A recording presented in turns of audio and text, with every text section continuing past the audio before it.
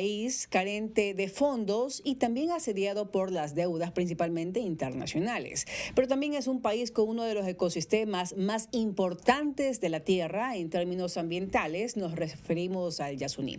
Para hablar de la problemática que acarrea Yasuní y también lo que se viene para los ecuatorianos, principalmente para Pichincha en Quito, se viene la consulta popular. Vamos a conversar junto al economista Carlos Larrea. Él es experto en teorías de desarrollo. Economista, buenos días, bienvenido. Muchas gracias por la invitación. Economista, usted fue asesor del gobierno de aquel entonces para la iniciativa Yasuní ITT. En el contexto actual, ¿la extracción del ITT se justifica para los ecuatorianos? Bueno, creo que no se justifica. Y no se justifica porque, como usted mencionó, la verdadera riqueza, la riqueza perdurable, la riqueza que le destaca al Ecuador por encima de los otros países del mundo es su biodiversidad. El Parque Nacional Yasuní, de acuerdo con todas las investigaciones científicas recientes, es considerado como uno de los lugares más biodiversos del planeta. Desde ese punto de vista, desgraciadamente, la extracción petrolera tiene altos impactos ambientales, principalmente por la construcción de carreteras, los derrames, la pérdida de biodiversidad, la cacería comercial asociada, etc.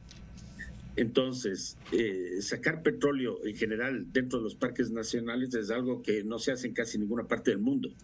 El Ecuador lo ha hecho en el Yasuní, en varios campos, por ejemplo, el bloque 16, el 67, el 31 y ahora el ITT. El ITT es el más grave porque tiene las mayores reservas y era la zona donde de alguna manera estaba más protegido el parque. Por esas razones nosotros consideramos que en realidad no se justifica la extracción petrolera en el ITT y estamos muy satisfechos porque la Corte Constitucional ha permitido que se reconozcan finalmente las 750,000 firmas que pedían una consulta popular sobre la futura extracción petrolera en el ITT. Economista, sin embargo, el gobierno del presidente Lasso considera que la extracción del petróleo es la mejor solución para los problemas en el país. En realidad esto tampoco es cierto. Mire usted que el Ecuador lleva 50 años extrayendo petróleo y sin embargo todavía 1 de cada 3 ecuatorianos está sumido en la pobreza. Todavía el empleo es deficiente. Mire que 4 de cada 10 ecuatorianos tienen subempleo, no alcanzan con su trabajo a satisfacer las necesidades de sus familias. Esta es la realidad. O sea, al cabo de 50 años el petróleo no ha traído desarrollo. El petróleo tampoco ha traído desarrollo en Venezuela, que se encuentra en una de las crisis más profundas de su historia.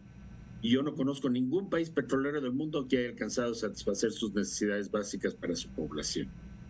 Entonces, en realidad, ese camino no es el verdadero. Y el problema más importante es que el petróleo en Ecuador ya se está agotando y tenemos que pensar en alternativas para nuestros hijos y nuestros nietos. Por eso es tan importante recordar que somos el país más biodiverso del mundo. Fíjese usted de que con lo que menciona de que hay muchas zonas, por no decir la mayoría, son pobres, principalmente en la Amazonía ecuatoriana. Sin embargo, se justifica de que Ecuador ha avanzado en un progreso casi como un primer mundo, quizás calificado como mediano, fueron las declaraciones del ministro Santos, el ministro de Energía, pero sin embargo hay muchos daños a nivel social, vemos que la educación no ha llegado, vemos un agua contaminada principalmente en los sectores y los bloques donde se está extrayendo actualmente petróleo y principalmente la salud de las personas se ha visto afectada. Economista Larrea. Así es, el petróleo en general ha traído un desarrollo muy desigual. No solamente que no hemos logrado, por ejemplo, sembrar el petróleo. Esa era la idea que se planteó en 1972 cuando se extrajo el primer barril de petróleo y se lo depositó en el colegio militar. Que fue un júbilo para los ecuatorianos también. Que fue un júbilo para los ecuatorianos. Recordemos que en el año 72... Nosotros pensábamos que íbamos a superar el subdesarrollo con el petróleo, pero eso no se ha cumplido. Y como le mencionaba, no se ha cumplido en prácticamente ningún país en el mundo.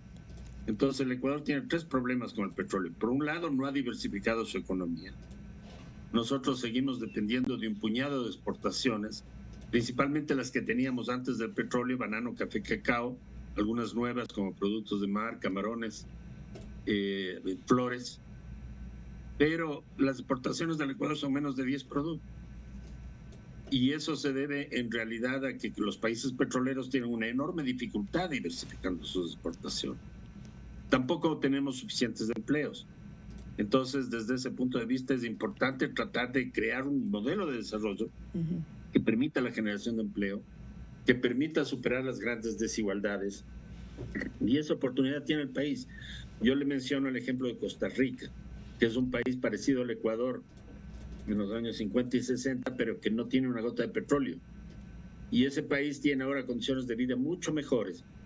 ¿Por qué? Porque ha invertido principalmente en educación y salud, y sobre todo porque ha desarrollado una actividad turística de naturaleza, mostrando la gran riqueza de nuestro país. Y desde ese punto de vista, el Ecuador tiene las Islas Galápagos, tiene el Parque Nacional Yasuní, tenemos una herencia cultural desde nuestra colonia enorme, que puede permitir que en realidad el Ecuador, con el turismo y con otras actividades basadas en la conservación de la naturaleza, podemos realmente tener un lugar muy destacado en el futuro del mundo. Por eso, la pregunta de la consulta, al apoyar el sí, vamos a apoyar el futuro de nuestro país, la diversificación de nuestra economía y un camino hacia un desarrollo distinto. Es decir, entonces, economista, que el Ecuador y principalmente el gobierno del presidente Lasso, de lo poco que le queda actualmente para la presidencia y también los gobiernos venideros, habrán alternativas, que el Ecuador no dependa básicamente de una industria que se base en los combustibles fósiles, entonces. Así es. Mire, además hay un problema muy grave, y es que el petróleo en el Ecuador se está acabando muy rápidamente. En casi todos los campos petroleros del Ecuador la producción está declinando de una forma muy significativa. Cada vez exportamos menos y además cada vez importamos más derivados de petróleo, como gasolina, diésel, gas. Este año las importaciones de derivados están a punto de superar las exportaciones de petróleo. El Ecuador ha obtenido $1.900 millones por las exportaciones de petróleo, pero ha gastado 1.724, según el Banco Central, en importar derivados. Entonces, la renta petrolera ya no se está usando para fines de desarrollo social y económico, está usando simplemente para importar derivados. Pero las importaciones están creciendo, las exportaciones están cayendo, entonces en un momento estas dos se van a igualar. Y esto va a ocurrir en muy pocos años. En consecuencia, el Ecuador seguirá siendo un país exportador de petróleo tal vez por 3, 4 años más. Y cuando se agoten las reservas, ¿qué Ecuador vamos a dejar a nuestros hijos?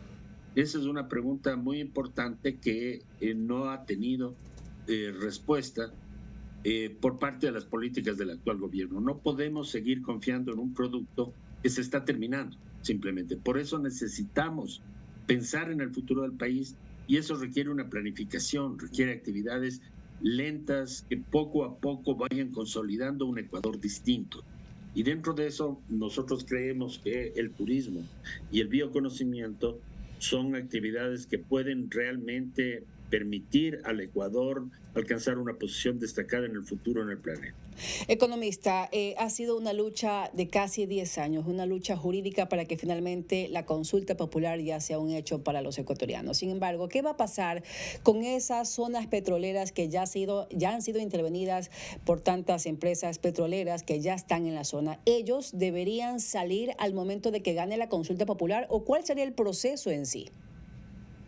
Bueno, en el caso del dictamen de la Corte Constitucional, Petroecuador tendría un plazo de 1 año para progresivamente ir reduciendo su actividad de tal manera que el ITT vuelva a ser una zona principalmente de bosque primario protegido. ¿Sí? Eso significa progresivamente cerrar los pozos hasta que finalmente la producción sea abandonada definitivamente. Este es lo que dice la Corte Constitucional, y en realidad las reservas remanentes que quedan en el ITT son limitadas. Se ha encontrado que el petróleo es un petróleo de muy mala calidad. Además, los costos son muy altos y el futuro de los precios del petróleo en el mundo tampoco es muy halagador. En realidad, los precios están declinando fuertemente, de tal manera que de todas maneras esos campos tienen que cerrarse Lo que pasa es que vamos a adelantar tal vez 1, 2, al máximo 3 años el cierre de los pozos. Pero ahora habría una obligación seria por parte de la Corte Constitucional para que Petroecuador deje el ITT como estaba antes de la extracción petrolera. Economista, cada vez más el cambio climático supera las predicciones que se hicieron en años anteriores. Asimismo, pues hay tantas personas que están viviendo lo que ya vemos con el tema del cambio climático. ¿Qué va a pasar para el Ecuador y principalmente para tantas zonas que han sido afectadas por el petróleo a propósito de lo que se viene, que esperemos que no sea tan desastroso para los ecuatorianos? Bueno, desafortunadamente los pronósticos para este año nos indican que es muy probable que el Ecuador tenga en 2024 un fenómeno del Niño muy fuerte. Esto, como usted conoce, varias veces ha afectado a la costa ecuatoriana sobre todo. Y vamos a tener inundaciones, vamos a tener lluvias excesivas, vamos a tener probablemente la inundación de cultivos, la destrucción de vías y de puentes. Estos son algunos de los efectos del cambio climático. Entonces nosotros debemos pensar que el Ecuador es un país muy vulnerable al cambio climático y que debemos tomar medidas para reducir ese efecto. Y la principal causa del cambio climático es la quema de petróleo. La tala de árboles. De alguna manera. Y perdón, la tala de árboles también, por supuesto. Exacto, la tala de árboles está asociada justamente a la construcción de carreteras en la Amazonía. El Ecuador ha perdido una sexta parte de la selva amazónica ya, y es el segundo país más intervenido en la selva amazónica después de Brasil. Esto reduce las lluvias en la sierra y afecta el clima. Entonces, si nosotros realmente queremos seguir teniendo una posición destacada como país exportador de productos agrícolas en el mundo, ¿sí?, nosotros necesitamos la estabilidad del clima. Y desde ese punto de vista, desafortunadamente, el Ecuador ha ignorado hasta este momento el tema del cambio climático en sus políticas. Por eso es que nosotros debemos tener una política de precaución, una política de prevención. Así es. En este sentido, la costa ecuatoriana es particularmente vulnerable y yo no veo a que hasta ahora se hayan tomado medidas serias lo suficientemente importantes para detener el problema que vamos a tener el próximo año con el fenómeno del Niño. Pero ¿cuáles en sí serían esas consecuencias en caso de que la consulta popular sea negativa y pues lastimosamente la extracción del petróleo ya sea un hecho para los ecuatorianos y principalmente para el Yasuní? ¿Cuáles serían esas consecuencias para el ecosistema del país? Bueno, yo tengo muchas esperanzas de que el resultado de la consulta sea positiva. Recuerde que cuando el gobierno anterior al actual hizo una consulta sobre el Yasuní, el 67% de los ecuatorianos votaron a favor de mantener medidas que protejan el Parque Nacional Yasuní. Este es un porcentaje muy alto. Esperamos que se vuelva a repetir este apoyo masivo a la conservación de la naturaleza que han manifestado los ecuatorianos. En el caso de que gane el no, en realidad el Ecuador enfrenta una situación muy grave, y es que siendo el petróleo el principal producto de exportación y cayendo cada vez más rápidamente, tanto los volúmenes extraídos y los volúmenes exportados como los precios del Ecuador va a entrar en una crisis económica de gran magnitud. Y para salir de esa crisis económica solo hay un camino, que es la diversificación productiva. Y el Ecuador ha fracasado en sus intentos de diversificación desde hace algunos años y ha dejado de aprovechar aquello en lo que se destaca en el mundo. Debemos recordar que el Ecuador es uno de los 3 o 4 países en el mundo con mayor biodiversidad. Entonces debemos conservar la naturaleza. Y ese es el único camino para el futuro de nuestros hijos y nietos y para mejorar las condiciones de vida en el Ecuador. Por eso, el sí a la consulta es el primer paso que va a dar el Ecuador hacia el futuro, hacia un futuro que permita que nuestros hijos y nietos hereden realmente el país que merecen. Gracias, economista, por habernos acompañado en esta mañana. Muchas gracias a ustedes por la invitación.